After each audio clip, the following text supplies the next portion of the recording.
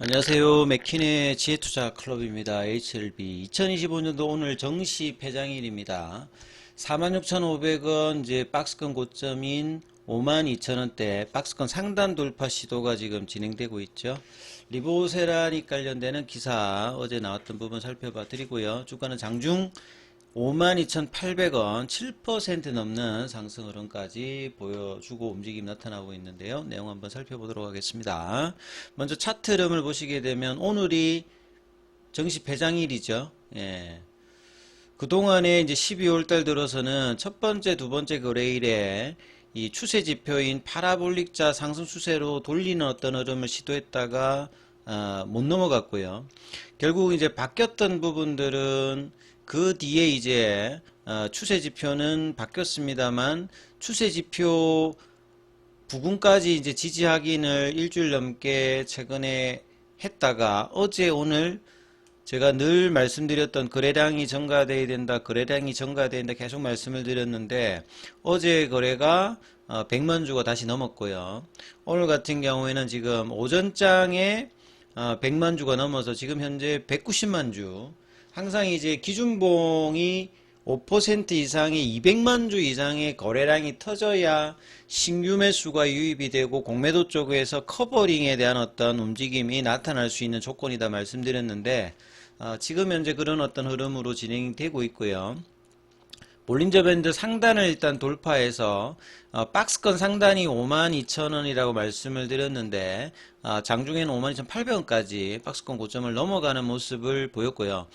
이 분봉 흐름을 보시게 되면 아침에 10시 45분에 52,800원대 그리고 난 다음에 이제 11시부터는 거래가 조금 이제 줄어들면서 흐름이 나타나고 있는데 오장까지 최대한 52,000원대 가격을 이탈하지 않으면서 크게 밀리지 않으면서 거래가 늘면서 다시 이제 아침에 고점인 52,800원을 넘어가는 흐름이 가장 베스트고요. 최대한 윗꼬리가 나오지 않는 어떤 양봉 5% 이상의 양봉을 유지하면서 마감을 하는 모습이 필요합니다. 내년도 1월 달에 리서브션 관련되는 불확실성이 해소될 기대감이 가장 높아지는 어떤 흐름이기 때문에 지금부터는 전진만 해야 되지 다시 뭐 가격 조정이나 기간 조정을 하지 않는 흐름이 나타나야 되는 어떤 시기고 어제 오늘 이제 양일간에 45,000원권에서 5만원대 초반까지 그리고 12월 달에 이제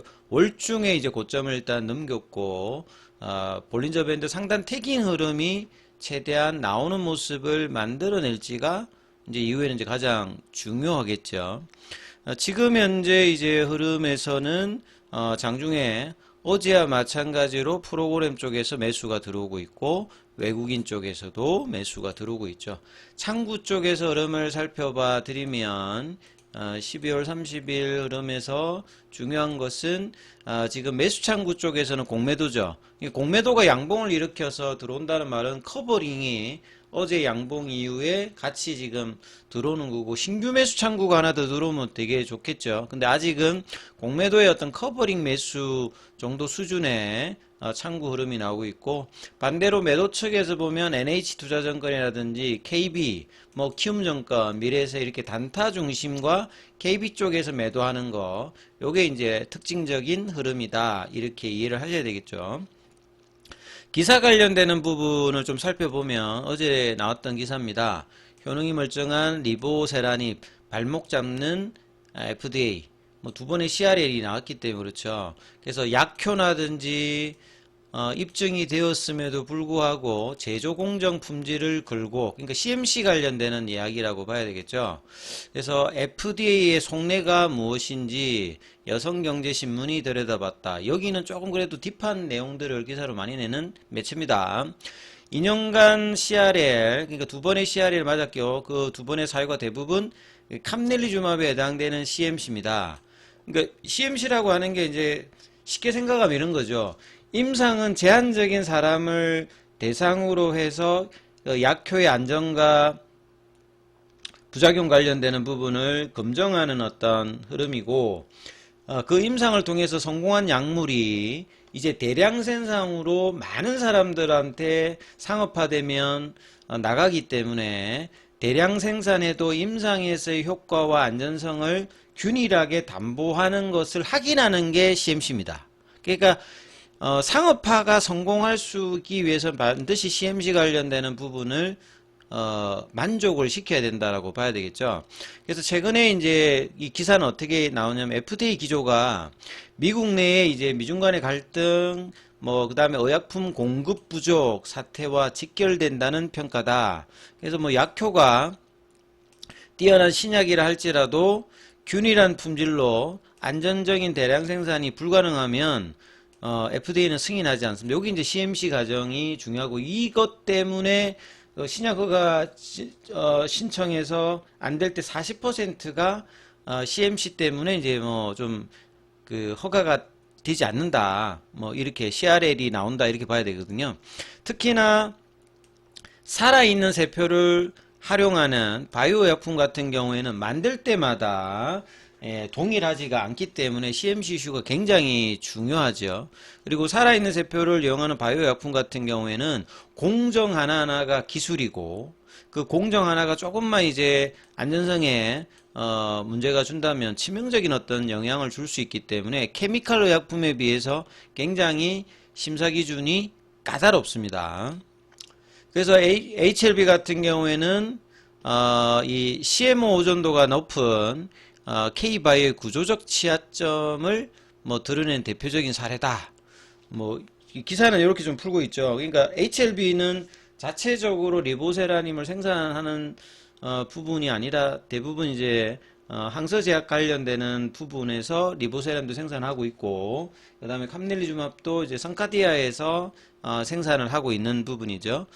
그래서 이제 작년에 통과되었던 비모 인스펙션 관련되는 부분에 대한 이야기도 하고 있고 미중 갈등 그 다음에 생물보안법 관련되는 부분에서 중국 제조 시설에 대해서 FDA 검정 수위는 최고조에 달했다 이게 아니고요. 사실은 FDA의 어떤 검증 수위는 항상 최고 수준입니다. 근데 중국의 제조 시설이 FDA는 굉장히 업데이트를 잘 하면서 계속 이제 검증 수위가 높아지고 있는 데에서 중국의 어떤 제조 시설은 FDA 어떤 수준에 좀 따라가지 못하는 어떤 자체적인 부분이 있다 보니까 FDA의 허가를 받기 위한 중국 제조 시설이 좀 상향으로 업데이트를 해야 되는 어떤 상황이다. 이렇게 이해를 하셔야 되겠죠. 그래서 개발사가 임상을 통해서 우수한 후보 물질을 보유했다 하더라도 그 파트너사의 제조를 하고 있는 CGMP가 이 역량을 FDA 어떤 수준으로 뒷받침하지 않으면 허가가 받기가 현실적으로 어려운 부분이 있기 때문에 항서제약도 여기에 대한 투자를 작년부터 돈도 들이고 그 다음 데이터 확보를 위해서 노력을 하고 있는 상황이다.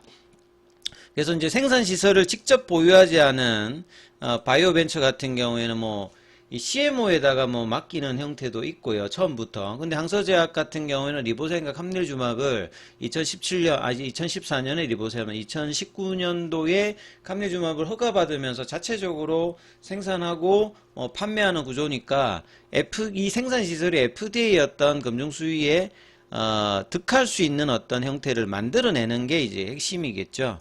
그래서 HLB가 여성경제신문과 통화를 하면 최근 1, 2년 사이에 중국에서 임상을 진행한 중국 제약사들이 연이어 FDA로부터 허가를 받고 있다. 이거는 사실입니다. 그래서 미중 갈등이라든지 중국 제품은 안 돼 이게 아니라 중국에서 임상을 진행한 중국 제약사들이 FDA로부터 허가를 많이 받고 있죠. 여러 번 말씀드렸듯이 준시바이오 사이언스의 토리팔리맘, 그 다음에 베이진사의 티슬레리주맘, 병용 관련되는 부분에서 PD1 관련해서 이제 허가를 받았고요.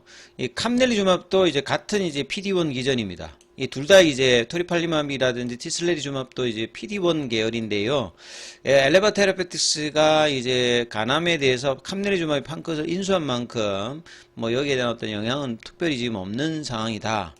그래서 중국의 어떤 프레임은 특별히 FDA에서는 실질적으로는 영향이 없는 상태예요. 국내에서는 이런 프레임을 계속 이제 갖다 이야기를 하고 있는 거고, 그래서 마지막 내용을 보면 성경적인 투자를 해서 임상 3상의 어떤 결과 외에 제조 리스크 관련되는 부분을 점검을 한다. 투자자들은 그래서 뭐 삼성바이오로직스라든지 셀트리온 같은 경우에는 이제 FDA 실사 경험이 축적된 공장을 가지고 있죠.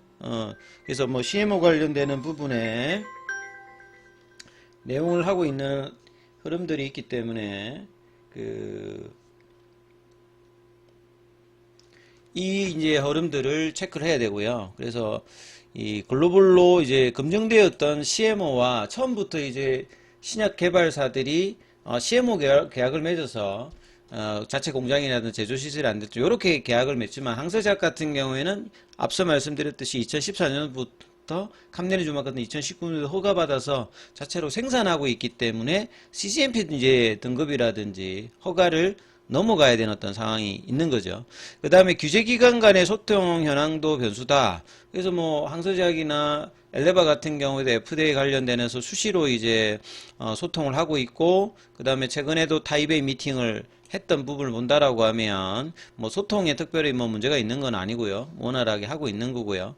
그래서 제마 카빌 로스웨스턴 신경학 교수가 여성경제신문에 통화해서 상업적인 생산 수율이라고 하는 말은 특히나 바이오약품 같은 경우에는 오염되지 않고 정상적인 어떤 그 제품이 나오는 어떤 그 비율, 그 다음에 불순물이 생기면 치명적이잖아요. 여기를 얼마만큼 확실하게 관리하는지, 뭐 CMC 과정에서 이제 이 흐름들이 데이터로 지금 항서제약 같은 경우는 이 부분을 하고 있다고 보면 되겠죠. 그래서 시장성이 있는 수율을 확보하고 불순물을 기준치로 통제할 수 있는, 그러니까 CMC에서 통과할 수 있는 정도의 생산 능력과 관리 능력을 갖추고 있어야 라이센스 아웃이라든지 FDA 같은 승인을 할 수 있는 형태다.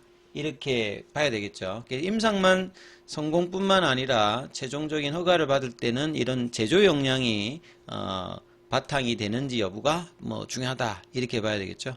자, 그리고 옷장에도 HLB 같은 경우는 최대한 52,000원권 부근에서 붙여서 마무리가 되는지, 오늘 폐장일에 옷장에도 거래량이 좀 더 늘면서 내년도 1월 달에 기대를 할 수 있는 그 공간 차트를 만들어내는 게 주목해야 되겠죠. 그래서 그래야 이제 6만원대 라운드 피겨 가격을 돌파할 수 있는 흐름을 기대감으로 만들어내면서 상승 탄력도를 높일 수 있기 때문입니다. 자, 장중에는 무료 텔레그램방이 운영되고 있습니다. 링크되어 있는 부분 확인해 주시고 입장 문의는 문자 남겨주시면 안내해 드리고 있습니다.